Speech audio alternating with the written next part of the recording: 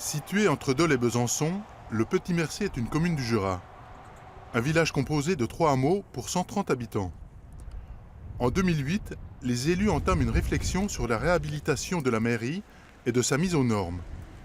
Un projet complexe pour le maire et ses administrés qui a suscité le débat. Il ne s'agissait pas simplement de déplacer la maison commune, mais d'avoir aussi tout un ensemble de choses qui se fassent en même temps, dont les liaisons piétonnes pour sécuriser les gens, dont les chemins d'accès. On avait aussi une microstation donc à créer, un assainissement. Et donc tout ça, il fallait que ça soit cohérent et fait dans les mêmes zones. Pensez le projet dans sa globalité. Pour cela, la municipalité a demandé l'aide du CAUE du Jura, le Conseil en architecture, urbanisme et environnement, un organisme d'intérêt public. Suite à ce conseil, une nouvelle mairie a trouvé lieu et place dans le hameau voisin. On est vraiment là pour apporter le conseil et faire de l'accompagnement des collectivités, en dehors de tout intérêt, quoi. Et donc c'est vraiment, nous sommes des architectes et des paysagistes, donc on est des professionnels malgré tout, et on apporte nos compétences en fait à la commune. En passant par un architecte, ce ne sera pas la même chose. L'architecte, il y a des architectes qui prendront le temps d'avoir toute cette réflexion, mais en même temps qui n'auront pas une réflexion globale sur le village. À Blétrand, c'est l'aménagement d'un parc public de 2 hectares qui pose problème. L'accroissement de la population en périphérie de la ville et une fréquentation plus importante de ce lieu impliquent de le repenser. Là encore, le conseil est précieux. Là, on est sur un espace ouvert, mais en même temps avec de l'ombrage dû aux arbres peu denses qui sont à côté. Donc ce serait plus l'espace des jeunes enfants. À côté, on a des espaces beaucoup plus ouverts qui seraient plus propices aux ados pour leurs pratiques sportives.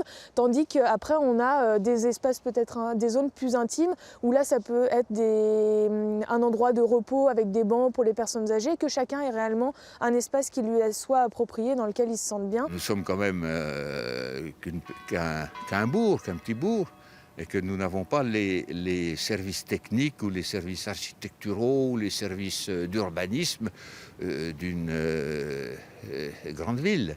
Et donc il faut bien qu'on ait appel à des organismes qui nous aident, qui nous donnent des idées, qui nous disent faites ceci, faites pas ça, voilà.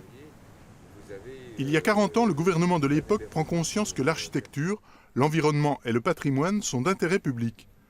C'est ainsi que les CAUE sont nés, avec pour mission l'insertion des constructions dans le milieu environnant. Moins connu du grand public, ce service gratuit s'adresse également aux particuliers. L'idéal, c'est qu'on intervienne le plus en amont possible du projet, puisque là, je dirais qu'on part avec le particulier d'une page blanche, il n'a pas d'idée préconçue. En même temps, on a besoin de connaître ses souhaits, ses envies, ses goûts. Évidemment, c'est son projet, c'est pas le nôtre. Et nous, ça nous permet d'avoir une bonne base de départ.